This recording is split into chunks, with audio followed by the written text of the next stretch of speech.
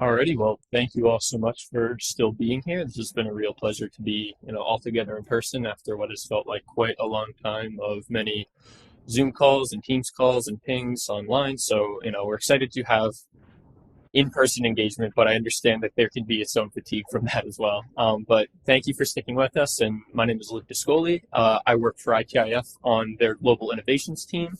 My background is in econometrics and working with big data. And so I have the pleasure of doing a lot of the quantitative research that falls on issues of trade and innovation policy. Um, and so the panel that I'll be getting to introduce to you all today, we've titled Stimulating Innovation from Regions to Nations, Results from the North American Subnational Innovation Competitiveness Index. And I'll get into exactly what entails that report, but I do want to preface the purpose of this panel, and it is essentially that as a global organization of think tanks whose work centers on innovation, that it's very important that we have an understanding of a common means to identify innovation performance, both between states and as well within states. And so that is the purpose of this exercise that my colleague Stephen Ezell and I have set out to do in our report that we've titled the Subnational North American Innovation Competitiveness Index. And so the goal of this index essentially is to incorporate 13 unique economic indicators that rank and score performance of North American states in a number of innovation-based measures. And so these 13 indicators together suffice to identify a state as being both knowledge-based, globalized, and capable of producing new innovations. And so together we've calculated composite scores using these indicators to grade innovation performance of North American states on a more easier to follow 100-point scale, essentially as a sort of grading. And while the report is still in review, we're excited to share some of the higher level findings from the rankings thus far. So out of 92 states, that is 50 U.S. states, 32 Mexican, and 10 Canadian provinces, and we have excluded the territories in Canada for simply lack of availability of data, which we can get into as one of the key issues in trying to compile subnational analysis when there are kind of notable international disparities. But essentially, out of the 92 states, innovation leaders Massachusetts, California, Maryland, New Jersey, and Washington rank within our present top 10. However, we see Ontario and British Columbia ranking very highly. Both of those Canadian provinces score within our top 5 states among the 92. And we see innovation leadership from Canadian provinces that's accounted for by their highly educated workforce, their high receipt of foreign direct investment, high share of private R&D personnel per state, and then attraction of immigrating knowledge workers, which Canadian provinces have also scored very highly in. U.S. leading states conversely lead higher in indicators that signal more innovation capacity. So on on a number of patents, R&D intensity. They also score well in certain knowledge-based indicators, such as states having high manufacturing productivity and a higher share of scientific, technical, and professional workers in their workforce. And so while Mexican states at large on this index rank largely behind U.S. and Canadian states, the index is still helpful in quantifying that innovation gap between countries. And on this 100-point scale, U.S. innovation laggards such as South Dakota, West Virginia, and Wyoming rank around the same level as above average Mexican states such as Aguascalientes, Coahuila, and Quintana Roo. However, leading Mexican states, key leading Mexican states score highly in their indicators of business creation rates, decarbonization, and their share of high-tech exports. And given how technologically intensive certain states such as Tamaulipas, Chihuahua, and Baja California have become in their share of total exports, their overall innovation performance is appearing to rank more closely to the average U.S. state than the average Mexican.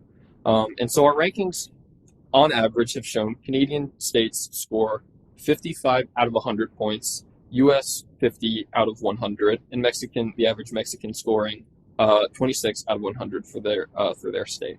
But the purpose of this report is not necessarily to draw a grading system as it is to draw out regional innovation linkages and to be able to determine strengths and weaknesses that exist interregionally within North America, and in order to ultimately figure out how these states can best collaborate with one another to improve our global competitiveness and our own more competitive global value chains.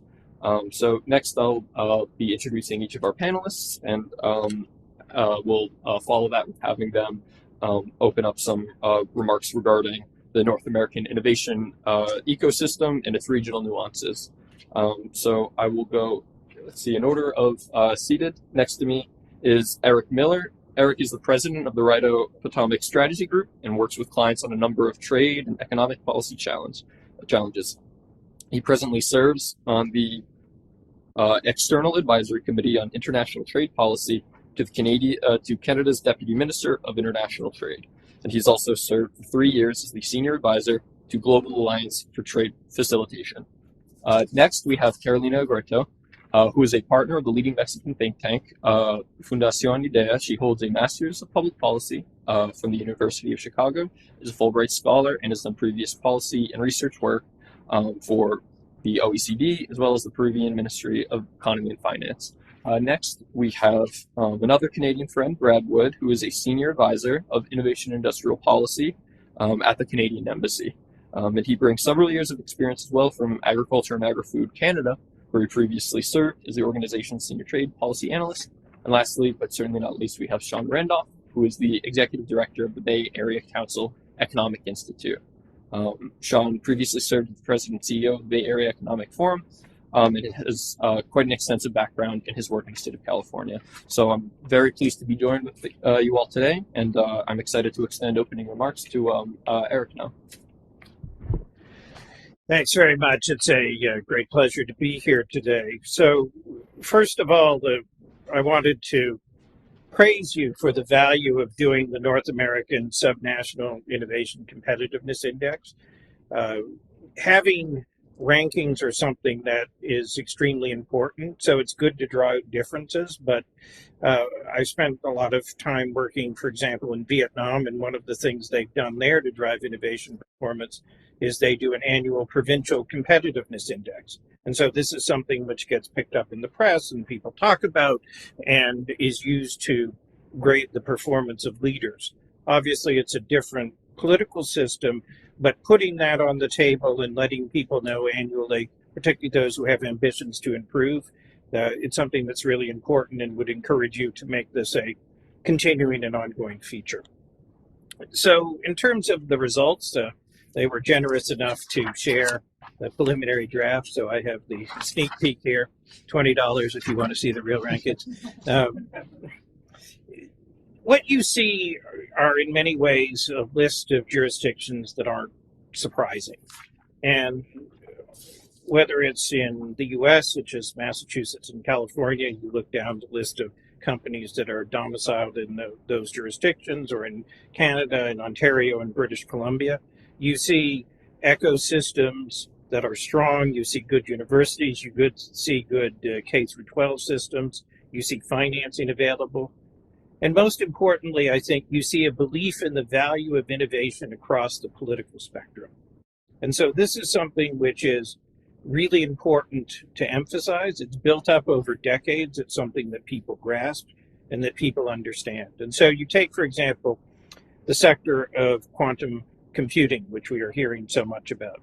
Between 2000 and 2018, Canada invested $1 billion into building ecosystems across the country, and this was matched by money at the provincial level. And so there are at least 5 really good centers of excellence on quantum in Canada. And that's something that was developed deliberately with careful investment. And then since 2018, the government has started developing a national strategy. There was $360 million that was put forth in the last budget to extend the advantage. And I did a report in 2019 where I looked at who were the most successful companies in terms of attracting venture capital.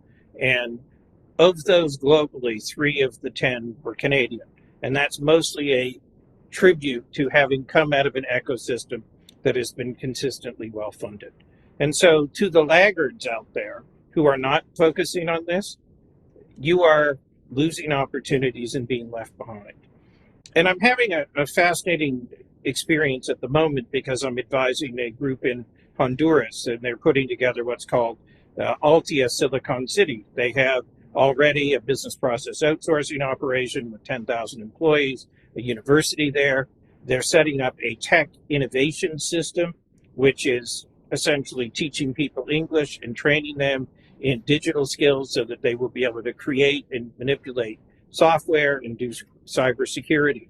And they are approaching this deliberately, and they're approaching it slowly and carefully. And the idea is that the jurisdictions in North America who aren't paying attention are not only just competing against the Massachusetts and the Californias and the British Columbias of the world. There are others that are out there, and they will find themselves, if you did in America's competitiveness index, to be laggards in that particular case as well. And so those that are paying attention and are building innovation are really moving ahead. Now, I was asked to talk a little bit about the North American production system and about USMCA. So the North American production system is something which should make North America the most competitive jurisdiction in the world. But when I look at, for example, what's gone on with energy, where you have President Biden canceling the Keystone XL pipeline and then calling up OPEC to say, please produce more oil and send it here, you're asking yourself, are we not missing an opportunity here, to put it mildly, in terms of leveraging our energy resources? So figuring out where we fit in transition to low carbon economy is something that's important. You also see in terms of the current discussions on Buy America and automotive issues. And then you have the case of innovation. There's an awful lot of innovation exchange that goes on in North America, but we need to do more, and doing more comes out of the USMCA. And so in terms of what does USMCA do for innovation, I think of it basically as a business enabling environment play. And so you have zero tariffs, intellectual property protection, liberalized trade and services. You got a very important Chapter 19 in digital services trade that was added to the agreement relative to NAFTA.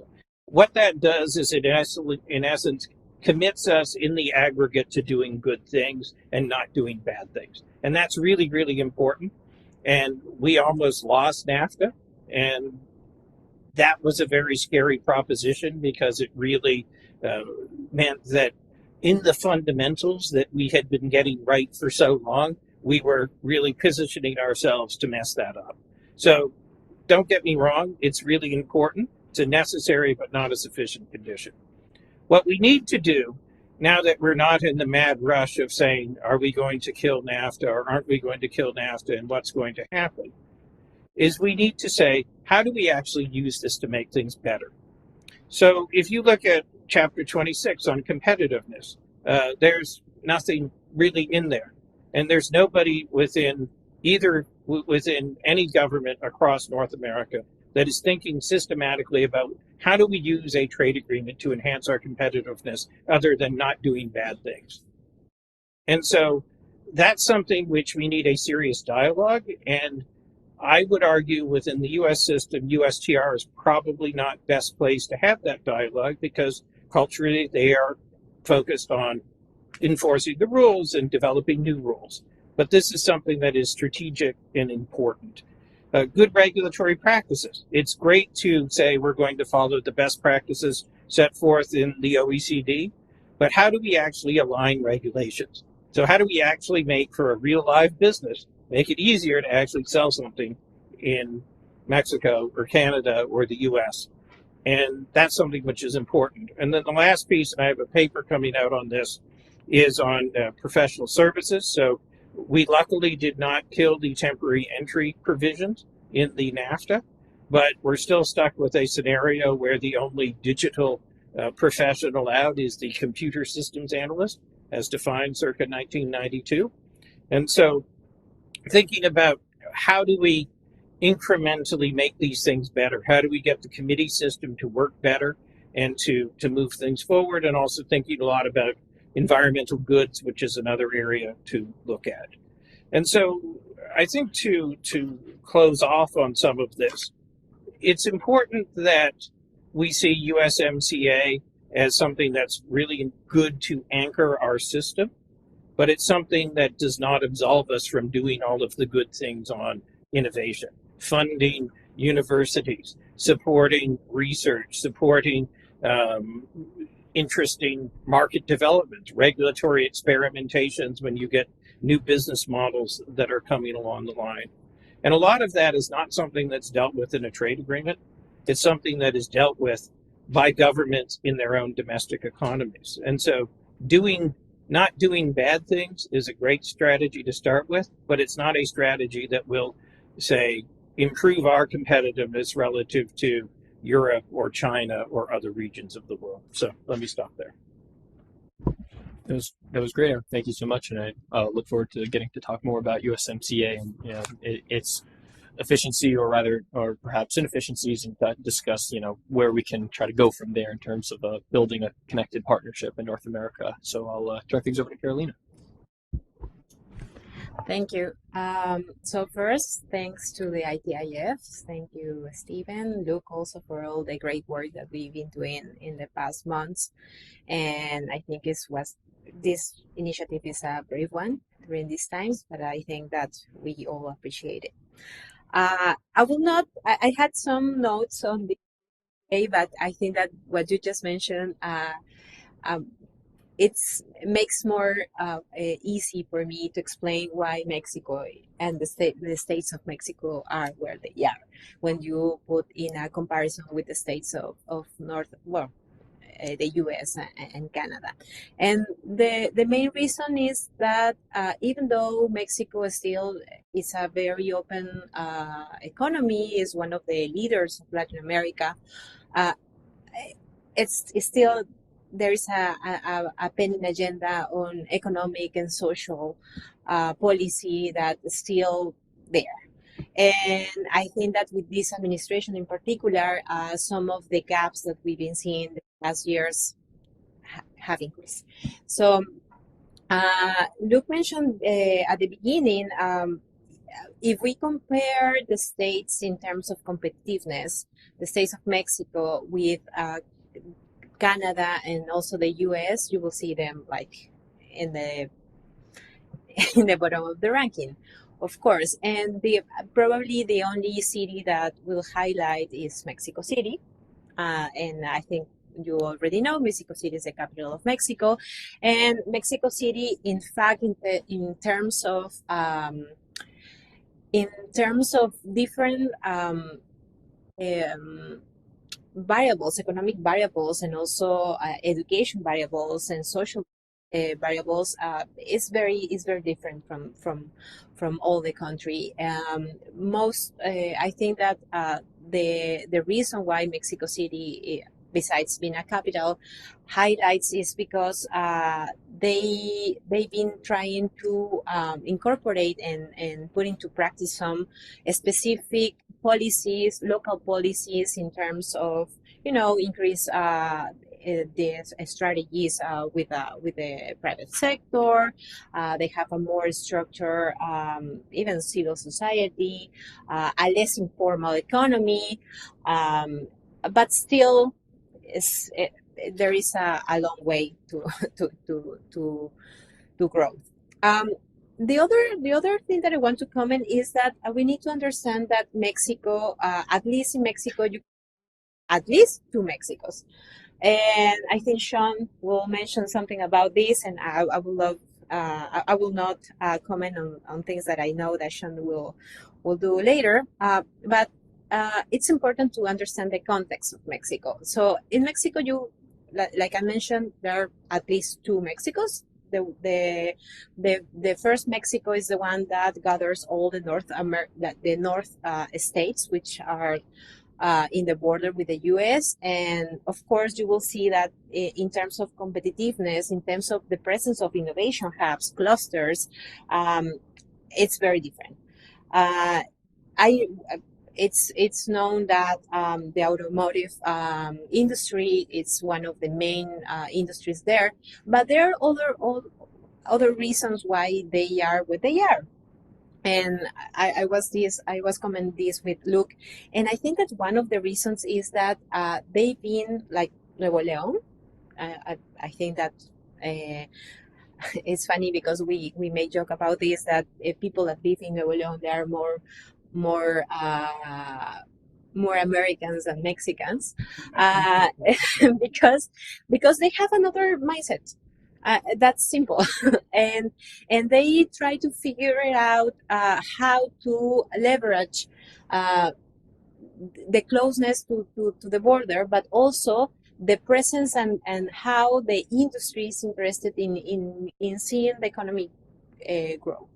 So you will see that there are like very interesting strategies and alliances between not only the private sector with the public. That's that's something that we try to think that there are the solutions, are not, but also interesting alliances between private, public, and the academia. And I think this is a key factor to see changes, because not only you create jobs, but also you have to be aware that all the people have to be skilled for those jobs. And that's how you maybe transition uh, from a very niche um, industry to a cluster, and maybe something that is more engaged to global value chains that we discussed this in previous panels. So I think that's something that we need to understand. That's happening right now, and I think that for the last 5 years in the North States.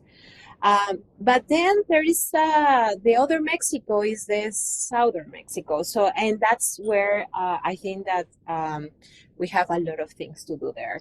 And not only because it's in the bottom of the ranking, it's just that we need to understand the reasons why they are where they are. First, social complexity. I mean, it's very complicated, even for if you work for the government or work for any industry. If you want to schedule a meeting in the south of Mexico, you have to at least have 3 days, because two of them are going to be very complicated because there is a strike somewhere. So it's funny, but it's true. So the south of Mexico is very complex in social. Also, security is very complex, and right now, with all the migration crisis from Central America, this has been, I think, is more complicated. The other factor to understand about the southern states is the presence of micro enterprises. So it's well known that Mexico, at least 96% of the industry is micro, but in the south is we are talking about not only the size what matters, but also the type of business that they are. And these businesses are not the ones that you will expect them to engage in value change as well, in global change of value, right? And that's something very, very complicated, and that's something that we need to understand to create new policies, right? And then finally is also, so what you're going to do with these states in the south when you don't have any interest from the government to do something. Uh, we will discuss, I think, this later about what is happening right now with the high-level discussions, dialogue between the U.S. and Mexico, because I think we can expect a lot to change the situation from the southern states. But what we've seen in at least the last two federal administrations, is that they have been there is a lack of specific projects or specific programs for that for those states. They expect them to behave like the northern ones or like Mexico City, and that's a mistake, because the industry is very different. When we see the values, the value chains are, for example, honey, those type of value chains, and then the federal government in the past years, they haven't been understanding like what their needs. And so even though they were programs for often entrepreneurial programs and stimulus programs, these programs were not attending, the real demand.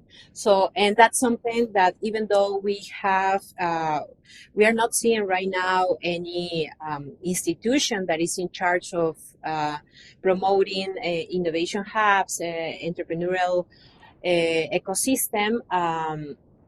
So that disappeared, and right now what we have, at least for those states, are the pet projects of this administration.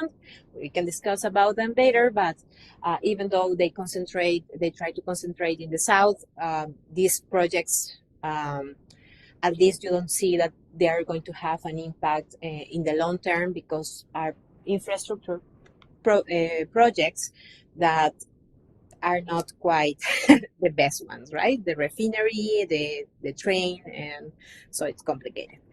So I will just stop there. The main takeaway and my conclusion is that yes, there is a long way, but we need to understand that even in Mexico, inside of Mexico, the comparison is very complicated right now because we have like different types of challenges that these states are facing.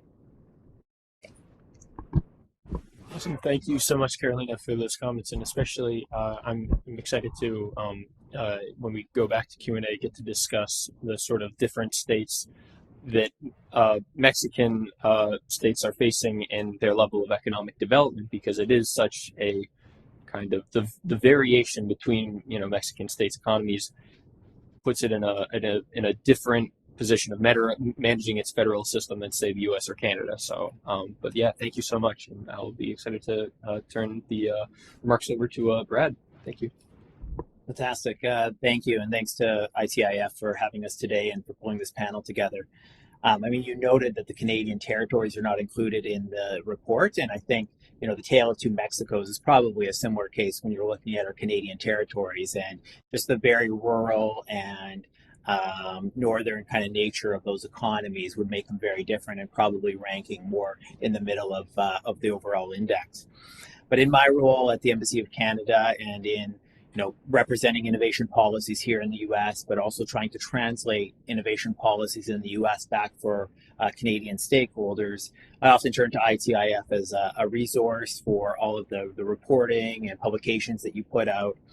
And so I've referred to the state new technology or state new economy index that you put out in the past, and often looked at it and said, I wonder where the Canadian provinces would rank in such a study. And so, I'm probably in the minority asking such a question, but thankfully I'm not alone, because ITIF has answered the call. And with this new North America index, it's great to see, the Canadian provinces alongside their U.S. and Mexican state counterparts. And, it tells a story that's not unsurprising to me, and that I try to tell often here in the U.S., that our Canadian provinces are amongst the most innovative in the world.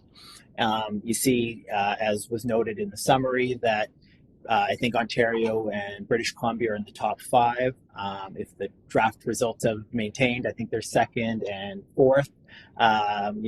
Sandwiched, right ahead and behind California. And when you look at the overall top 10, I think Quebec ranks very highly as well. And so I think that tells, a little bit of the story of where we are in Canada. And there's a couple of reasons for that. I mean, some of it is systemic. When you look at the areas that we rank quite highly, it's a lot of it has to do with our highly educated and highly skilled workforce. And so I suspect if the rankings, though, were undertaken a decade ago, you probably would have seen a very different situation for Canada. While we've always had an educated workforce, some of the other changes and policy drivers that the government of Canada has prioritized, I think, have helped, springboard the innovative nature of some of our regions in Canada. Structurally, I mentioned, the open access and highly skilled workforce. And so when you look at the post-secondary institutions in Canada and the level of education across industries, it's higher than a lot of areas. And I joke with my wife, who's American and has 4 degrees, that her 1 year at GW cost more than the 4 years of my undergrad and my master's combined. And so having the accessibility of the Canadian education system makes it a staple to help drive the innovation. But on top of that, and in combination with the high-skilled domestic workforce, the government's also advanced express immigration policies, in particular to attract highly skilled workforces, and being able to bring in new talent in a matter of months. They've tried to streamline the process so that you can go from an application to having somebody in the job in a matter of 3 to 4 months. Obviously, the pandemic has derailed some of those timelines and some of the program, but it's still a commitment to really combine and bring the talent that the Canadian ecosystem requires. And so we've seen that not only help a number of Canadian businesses, but also with the attraction of FDI into Canada. A lot of U.S. companies in the last number of years have set up R&D centers in Canada, really to take advantage of both the domestic skills force, but then also the open immigration system that we have in Canada.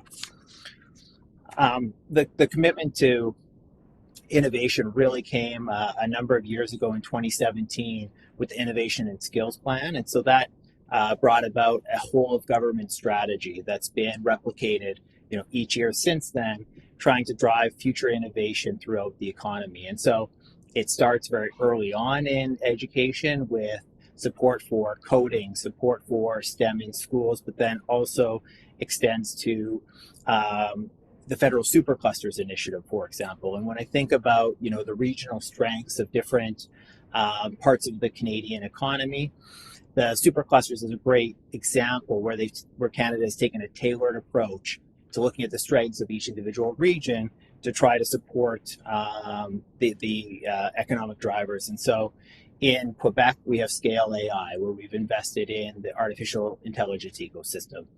In Ontario, the focus has been more on advanced manufacturing and really trying to reinvigorate the manufacturing workforce. In the West, you have in British Columbia, where they're quite strong, is on software and digital technologies, in particular graphical intensive industries, applications for aerospace and automotive, LiDAR and artificial intelligence. Overall, the Supercluster Initiative has funded more than 250 projects, but amplified with billions of dollars of investment, combining the government resources that are behind it with private sector.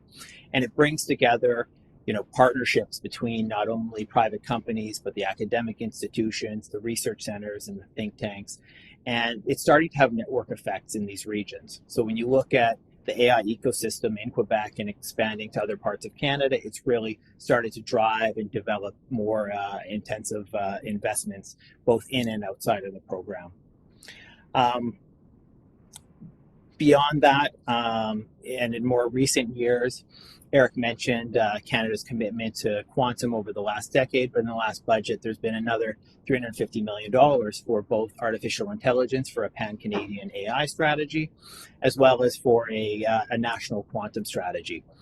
And this is really emblematic of the government's focus on trying to invest in the enabling technologies that are going to help drive innovation into the future. And so having a real foothold in these technologies will be something that I think will pay dividends in generations to come. Finally, I also want to highlight when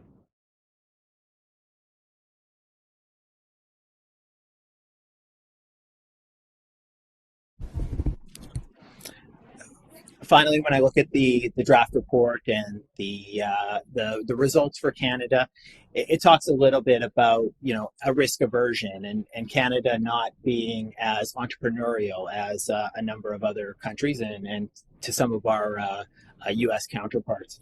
And from the government perspective, certainly seeing an inclusionary environment for entrepreneurship is a priority. And so in the last budget, we created a Black entrepreneurship strategy as well as a women's entrepreneurship program. And so both of those really are aimed to prioritize and incentivize participation in the innovation economy amongst, parts of the workforce that have traditionally been not as well supported. And so that includes not only favorable loan terms, but mentorship programs and other resources available to support their partnership in the overall economy. I think Eric did a fantastic job highlighting what USMCA means for Canada. Certainly, in terms of driving Canada's innovation as a trading country, we have prioritized trade agreements with our trading partners, CPTPP with our Asian counterparts, a recent agreement with Europe, and most recently CUSMA with our friends in the US and Mexico. And so I think that, as Eric rightly noted, really presents the predictability that we need and the rules when it comes to the digital economy. But we do need to see more adherence and I think a reprioritization of trade rules. Right now, I think the commitment and trade in the public vernacular has taken a second stage to a lot of the other priorities. And I think as rulemaking comes forward in the coming years for the innovation economy, whether it's privacy rules, whether it's around data flows, I think USMCA is a great springboard, but it's going to take, I think it's consolidated effort to create, rules that are going to help advance our joint, competitiveness. So looking at, the success of any individual province, really it relies on trade and our trade with Mexico and the US. I'll leave it there. Thank you so much, Brett. And it is interesting to see, based on these rankings, that Canada's innovation performance at the provincial level is, due in part to this kind of cohesive innovation strategy that you're talking about. That it's not just, making one push for, say, higher rates of college grads, but it's, trying to make a series of complementary policy actions between public and private sectors. So excited to get more into that, but I will direct now for we have Sean Randolph for the rest of our opening comments. Thank you.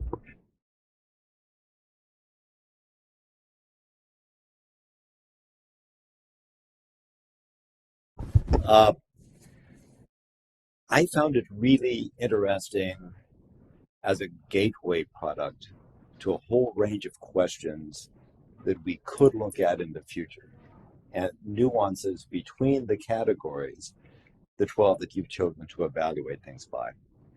So I think one of the questions that came up for me reading it is, it's really a challenge to compare three different countries with exactly comparable data. So that kind of limits the scope of what you can do.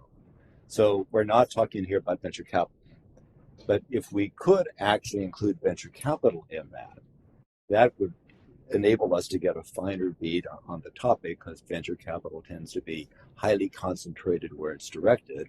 And that's, guess what, where most of the startups and fast-growing companies are likely to come from. So I think there's this question we need to think about, can we in the future aggregate sufficiently comparable data to address some of those further questions? The other big thing in my mind reading it, though, is the idea that we're looking at states, but we shouldn't stop at the gross rankings, 1, 2, 3, 4, 5. It's like, what's behind the rankings? And there, I think it's really cities. And the fact is that competitiveness, industrialization for the most part, certainly R&D and innovation tends to be highly concentrated in cities and a certain number of cities. And I think the city data can get submerged or diluted in the state data. So I think about California. So California has the world's #1 innovation cluster in Silicon Valley, but it's the state with 40 million people. So, and very diverse at the end of the day. And so that sort of gets diluted a little bit when you talk about across 40 million people. And in Mexico, I saw the same for Jalisco, where Guadalajara is kind of the tech capital of Mexico. It's the hottest place, Silicon Valley companies, global multinationals all over the place with R&D centers, lots of startups going up there. but they're part of a really large state, Jalisco. And so the Guadalajara story, I think, risks being a little bit diluted in just the size of the state of Jalisco. So I think we need to be thinking about their states, and this activity within states tends to be concentrated in some key cities. So we had done two studies in recent years, one about 2 years ago looking at innovation in Canada and how that relates to Silicon Valley, and the other earlier this year on innovation clusters in Mexico and how that relates to Silicon Valley. And Caroline was a part of that, so thanks, Caroline. We're glad. It's one of the great things about GTIPA. We find friends and partners to do things together like this. So on Canada, I'm really glad the mega clusters have been mentioned twice now, because that's really significant and it's built around provinces. But you look at the cities, like overwhelmingly, it's Ontario, of course, but it's Toronto. So that's where so many Silicon Valley companies have their Canadian headquarters. They have R&D facilities. And we say, why are you going there? Well, there's this fantastic, very diverse technology workforce that Canada and Ontario have invested in. And back in the last 4 years, when our immigration policies were a little bit less friendly, I was hearing from the Canadian embassy in San Francisco, or consulate in San Francisco, that they were getting a huge number of applications by Indians who want to go to Canada, and especially to Ontario and Toronto. So Toronto, especially the Toronto-Waterloo corridor, is really intense area. But then, of course, Montreal, each city with its own strength and specialty, kind of reflected in the cluster work, and of course Vancouver. So we see those as really kind of the provinces rank high in the index, but then the index, the cities rank really, really high as driving the activity in the provinces. On Mexico, I'm going to take kind of an upbeat view of Mexico. You look at the rankings and just the lower part of the tier, but I think again, it's sort of hopeful news on Mexico. And again, that's about cities. So the federal government in Mexico is the only national government I can think of that does not really seem to care about innovation or technology or startups. Okay. Oh, this administration. This administration. So that's not helpful. On the other hand, the ball has really been taken up by a number of states and cities across Mexico. So we looked at those states and cities and kind of going clockwise, I guess. You start with Baja California. So you got Tijuana with Mexicali next to it, and then Ensenada with a lot of R&D centers down to the south. And so traditionally a maquiladora manufacturing area. But what's interesting there is they've got, you don't think of it this way, a lot of universities, 27% of the graduates of the universities are engineers. So there's a wealth of engineers there. And a lot of advanced manufacturing industries going on there. So they've got this great engineering base, and then they're connected to the binational economy with San Diego and Southern California. So you go across to Juarez. I was surprised by Juarez. I thought of it as, it's sort of the dusty town and, maquiladoras, but actually the city and the state of Chihuahua and business groups are working together quite closely. They've got, like a Chihuahua 4.0 strategy around digitalization. They have a large new accelerator that's in a former U.S. consulate in Juarez. They've got an AI research center that's operating now, and they have this a binational economy that's working quite smoothly, sort of comparable to what San Diego and Tijuana with El Paso, where they kind of don't differentiate much. Are you in El Paso or in Juarez? You're there. So Juarez is kind of interesting. And then you get to Monterrey, so it's kind of the industrial capital of Mexico. And so a lot of manufacturing, what they've got is a lot of the corporate headquarters, industrial headquarters, but that means there's a lot of wealth and a lot of family wealth. So a business orientation, and a lot of the business leadership has, one of the things they've done is they supported the University of Tec de Monterrey, which is one of really the top entrepreneurial universities in the world. So you have this entrepreneurial bubbling and ferment, engagement by industrial leaders, and then you have, the biggest tech event in Mexico, in Monterrey, which 8,000 to 10,000 people every year. You could drop it in Silicon Valley, and you wouldn't, it'd be the same thing. So Monterrey is really interesting. Then you get to Mexico City. It's the big enchilada. It's Most of the venture capital is there. It speaks for itself. And then you get to Guadalajara, which is really the tech capital, Silicon Valley companies there, lots of entrepreneurs, second biggest university. And then we found interesting things in El Bajío, manufacturing, but they're getting religion here. And then you get in Yucatan, it's not the state, it's the city of Mérida that's wanting to do interesting things with IT and investing. So there's some common themes there.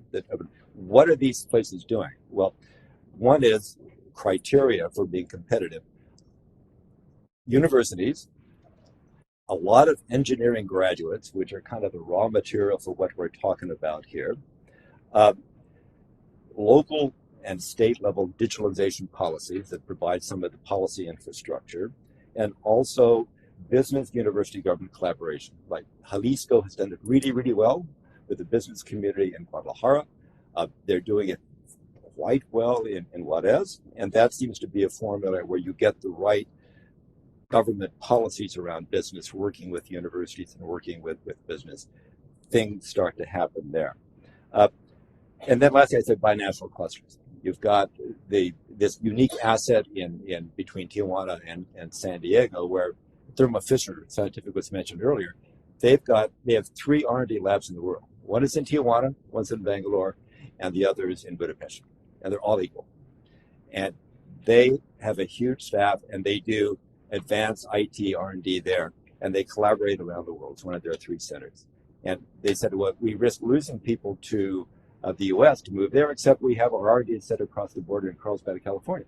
So our people can have career opportunities in California. We move them back and forth. And then also, it's not quite the same thing yet, but if you have growing semiconductor activity coming in Arizona, the report points to this. Could you develop sort of more of a cluster across the border with Mexico? It's an expensive business. So the last thing I would say is reading the report, the nuances between the categories. And it tells you the work to be done. So in Baja California, you've got foreign direct investment, ranks 35, R&D intensity 66. Like Chihuahua, so Juarez, for FDI number 18, a lot of maquiladoras, R&D intensity 74. These are big gaps. So what's going on? There are these cities across Mexico that include El Bajío in the central part of the country. Big manufacturing centers, high quality, sophisticated, not much value added, not much R&D. So it seems like if you read the index carefully, you think, oh, the big challenge is how can Mexico invest in getting more R&D, IoT, machine learning on the ground to add more value on the ground to their existing manufacturing base and become more competitive that way. So there's lots of work to be done, but you can see the pathways. Thank you. Thank you so much, Sean. I'd love to hear exactly what I'm kind of hoping to segue next in this conversation, because you're pointing out the performance in these states, especially you see in Mexico. We know how highly innovative that there are some key cities such as Guadalajara, you've mentioned, which more commonly has been referred to as Mexico's innovation capital and a hub of technology. But as you had pointed out, Jalisco, the state, ranks not as highly as you would expect for the state containing the nation's innovation capital. And so really what this index also shows is that when we're constrained to state level data, it gives us at least an insight as to how the urban hubs and the leaders of innovation and are bringing in more opportunities for, say, getting involved in the higher wage partnership and R&D and manufacturing. We're seeing how is that being balanced with the wider and in some cases more populous rural areas in the state. And I guess this question would be best based for Caroline's expertise when in Mexico. But when you have a state such as Jalisco, which has so much innovation consolidated in a small amount of space, how is Mexico at the federal level and also states as well making efforts to be able to address this urban-rural divide, and as we see states transition into a higher income economies? Perfect. I think I was after hearing Sean, I was like, oh, I want to comment about what he was saying, and it's about that. So the fact that right now we don't have clear strategy from the federal government is creating an opportunity for the local governments at the state and at the municipal levels. And I do agree with Sean about that. Okay, yeah, we are seeing that if we compare states, states of Mexico can rank at the bottom, but if we see only cities, you will find like something that is very surprising. So I will just to answer your question. I think that there is because of the independency of the local governments. I think that they are doing the best they can, but not only lying or relying on public expenditure, which is I think is like a great news because right now federal government is controlling that. So what they are doing, and I think that that's the path right now, is creating these alliances. These triple helix alliances are very important. What we are seeing right now in Nuevo León or in Chihuahua, I think Chihuahua is another example, just not to mention Nuevo León because Nuevo León is like the common example. Chihuahua is attracting a very well, it's attracting investors, but it's attracting new industries for Mexico. The aerospace, for example, industry is a very new one, but you will see Boeing and Fokker settled there. Also, you will find that, and that's because they try to create these alliances with the private sector, offering them better conditions, like not only for their investments, but also offering, lands, offering a special treatment in terms of public procedures, which is a great problem in Mexico. Uh, and also creating these programs with universities, and I think universities at the local level are playing a crucial role right now. Tec de Monterrey was mentioned by Sean, but Tec de Monterrey, in fact, even though is based in Nuevo León, has different sites around the country, and it's playing a crucial role because they are trying to ensure investors and new investors that they will find skilled workers, and I think that's key. So right now, with all the situation in which there is low budget transfer from the federal government to local governments, right now what you have to rely on again is in this type of alliances. Go ahead.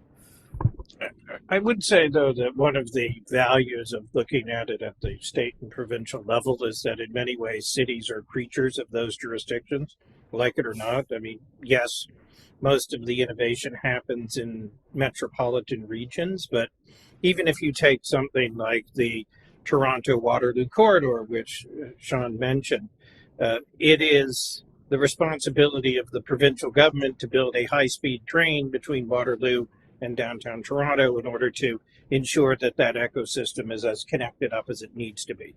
And so, to me, the state and provincial level feels right because the policies of those jurisdictions so much impact anything that cities can do on their own that I think it's important to look at that. I mean, I don't disagree with Carolina at all about the importance of federal policy, and that I was in Guadalajara right before the pandemic, and it's a great and innovative place. But one does also have to look at who can affect that innovation ecosystem, and it's really states first and foremost in terms of a lot of that core infrastructure. Yeah, absolutely. Thank you so much, Eric. That is a great point on you know to showcase what is actually dictating the growth of cities, and we've talked a bit about maybe one of the advantages of the federal system, and as to why we're trying to look at state level data is because as multiple people have mentioned so far, is that if there is a lacking commitment to innovation at the federal level, it provides the opportunity for state governments to try to take leadership and create more initiatives to form, say, industry university partnerships and break into maybe new product markets and industries that might not have occurred otherwise. But I'm curious if any of you have any thoughts on maybe some of the disadvantages or challenges that are innate to, say, building a cohesive innovation strategy under the federal system. And, as we've seen, there are a tale of two countries in almost every country. So in that regard, then how might national policymakers as well work to assist lagging states and not just, direct aid, but in actually helping them speed up to the rest of the innovation leaders? So I think on that question, I mean, one of the challenges inherent in federalism is making different subnational jurisdictions work together. And so I mentioned in my remarks these 5 distinct quantum ecosystems in Canada. Well, getting the ecosystem in Quebec and the ecosystem in British Columbia to collaborate on projects can be difficult because a lot of the money which goes into those particular ecosystems are from the province. And so they are naturally wanting to work with other people in those ecosystems, and perhaps it's more attractive for the University of British Columbia to work with the University of Tokyo in Japan than it is to work with the University of Toronto, because then they are building international partnerships. And so when there is federal funding, encouraging this kind of active cross collaboration among the subnational ecosystems should, it seems to me, to be a formal and direct policy goal, because when you get lots of subnational funding, they're going to either work within their jurisdiction or they're going to connect up internationally, but not necessarily with other ecosystems within the same country with whom they may be ultimately competing for other pots of money. So I would just add, I mean, I talked about the strength of the Canadian education system, but I mean, to pick up on Eric's point, it is a sub-federal authority. And so when you look at trying to set federal policies to drive innovation or to stir STEM in the education system, ultimately that spills down to the provincial entities, and having a coherent strategy becomes ever more difficult once it gets into each jurisdiction. Yeah, thank you so much, Eric and Brad. I would like to go back to a comment that John had made about data constraints, because it is very true that we are constrained by the available data that we have. And when you go to the subnational level, and then when you go to the subnational level between 3 countries, even when they share a compatibility of industry with the NAICS code system, that can still only get us so far. And we don't have the ability to filter as directly for some of these data that we might want. So, for example, in this index, we include business startup rates.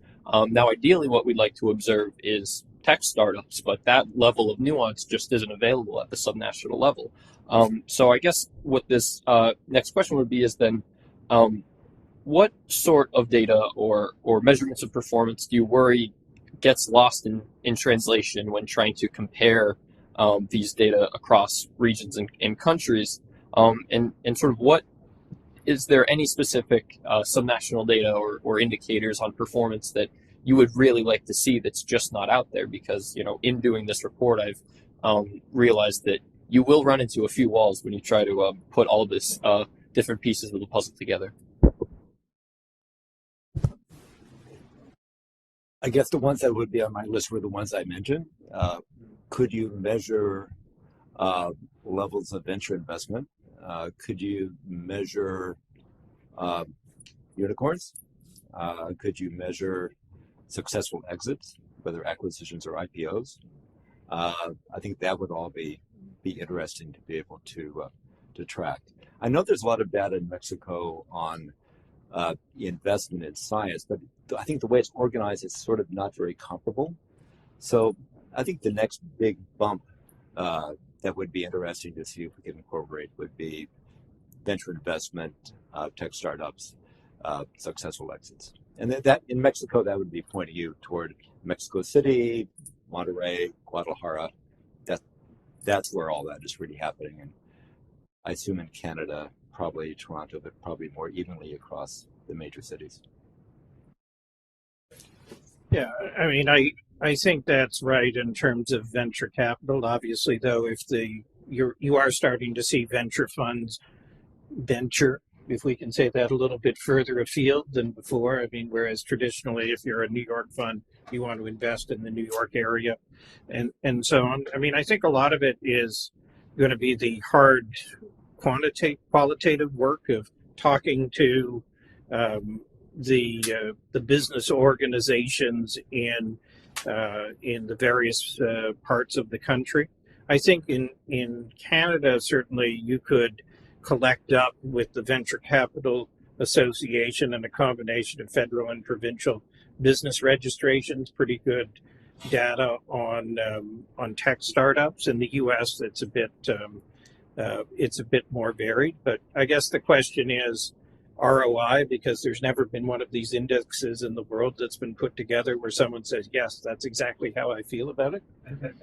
And that is something that is a challenge, but I think organizations that aggregate up business registrations are important. And then also looking at the incorporation data for where people who are exiting are located and figuring out how do you reflect that. So if it's someone in Nevada that someone in California is invested in, do they count in Nevada or do they count in California, I guess is the challenge. But I think bringing in the business registration dimension will be that much more important, but it will be up to the boss to ultimately decide that this is a worthwhile addition to the work. Yeah, I agree completely in the sense that we really having private level and more firm specific data would really elevate this, but ultimately, we are still constrained by what national and even local statistical agencies are willing to be able to invest in and bring to the table. So in the essence of time, I do want to be able to turn into any audience questions for the panel. Can I throw in one more topic while we're waiting? Please. I want to make sure we tag it. So USMCA, and nearshoring. So having USMCA in place is just perfect timing for the whole discussion underway now around reshoring, nearshoring, all of that.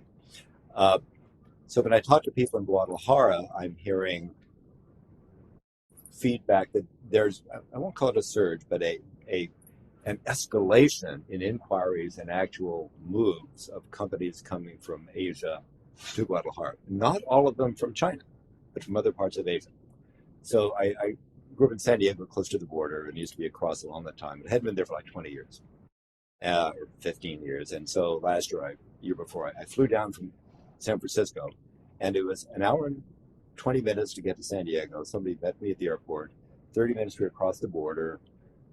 50 minutes after that, we're sitting in an office, and we're like, wow, that was like 2 hours from San Francisco, or 2.5, and we were doing our business. And I could have been back the same day. And I thought, this really beats getting on a plane for 18 hours to Bangalore. So when you think about the opportunity for Mexico for nearshoring, they're really in an amazing position.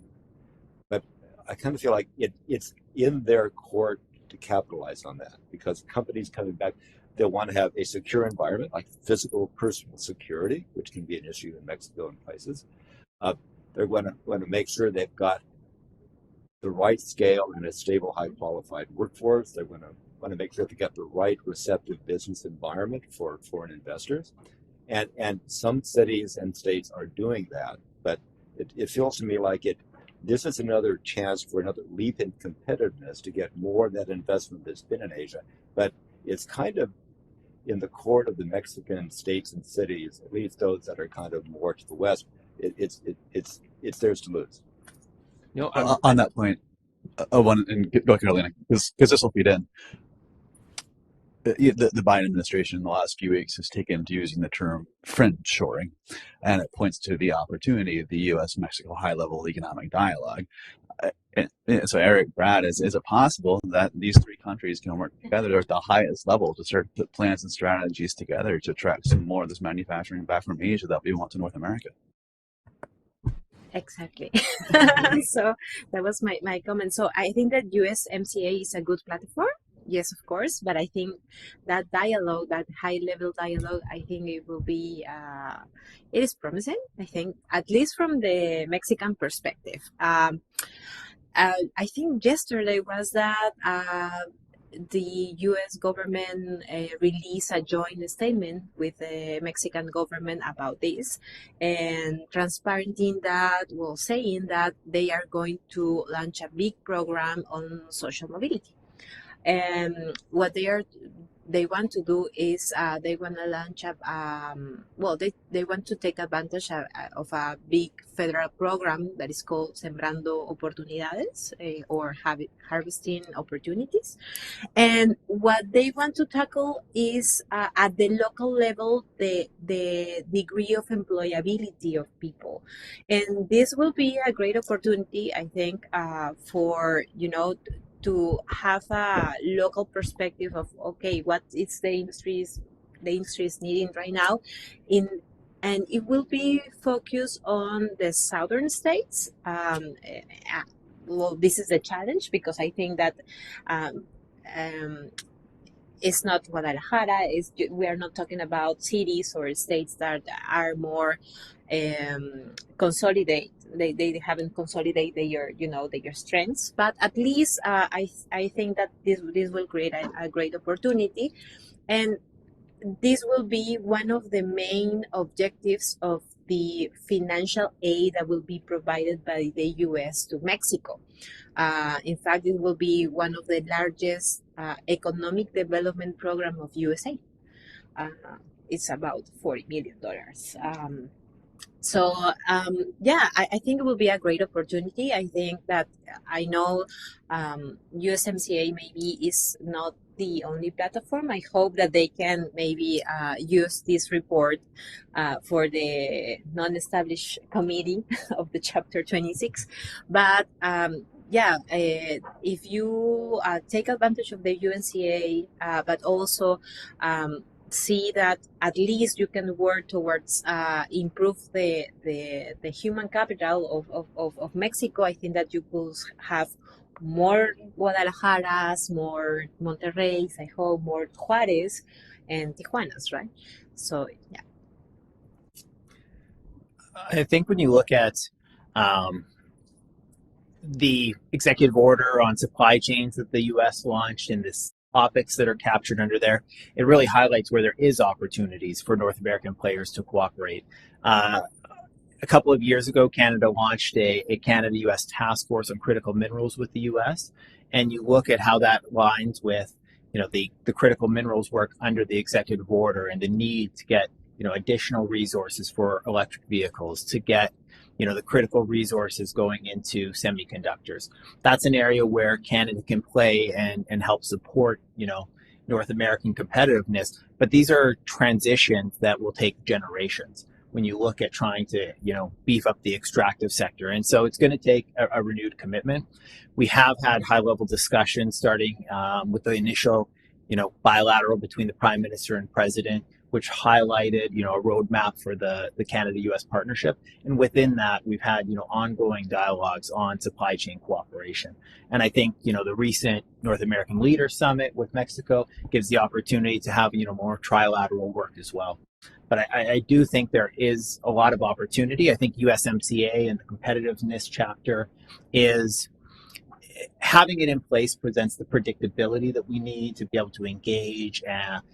But ultimately, a lot of the cooperation will happen outside of that. There's additional funding that's going to be needed. When you look at trying to reinvigorate or readjust supply chains amongst nearshoring, a lot of it goes against the traditional economics that we've seen over the last generations. And so it's going to take a level of government intervention and cooperation to help, bring about the incentives in some of these sectors. There's areas where Canada is not as big of a player as other countries globally, but we can really be a niche ally in the U.S. We have a National Photonics Institute, for example, where we have very specific semiconductors that are of use for the defense industry that could really be an ally here. Yeah. So I think there is good potential for greater North American cooperation.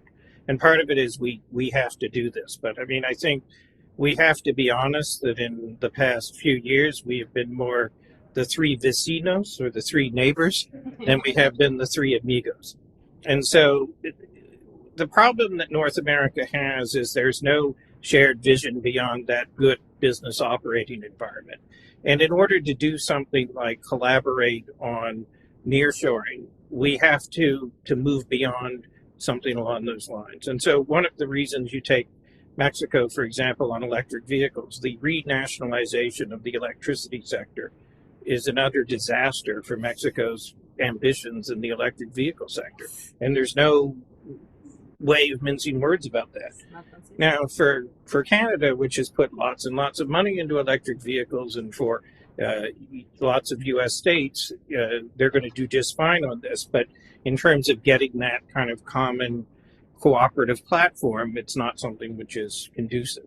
But ultimately, the announcements with the U.S. and Mexico, very important. I mean, this is why I mentioned in my remarks, I'm working extensively with a group in Honduras on essentially creating good paying educated jobs there as a way of helping to stem the migration from Honduras, and linking Central America into this overall picture is something that is important. But we also have to be very realistic about competitiveness with Asia.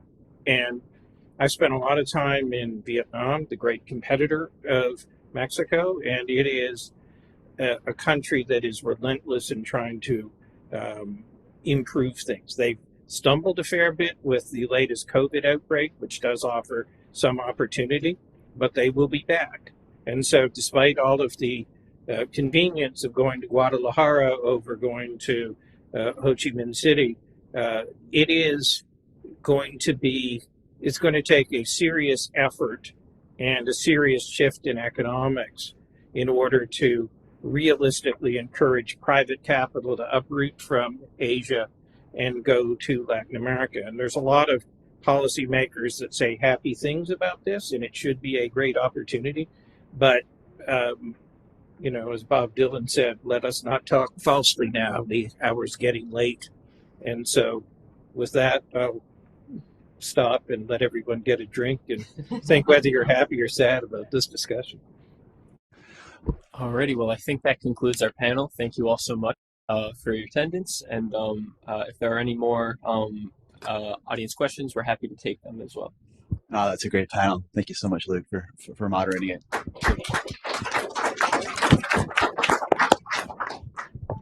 And as we wrap up here, I want to be absolutely clear that when I said bringing manufacturing back from Asia, I only meant from Asian countries that aren't members of the Global Trade and Innovation Policy Alliance, which I think now is just Thailand. So I guess that's the only beef.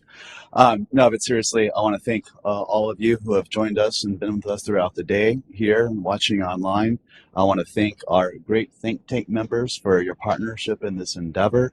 It's a good business model to put people to work on the panels, so I don't have to do all of them myself, but y'all have all been great.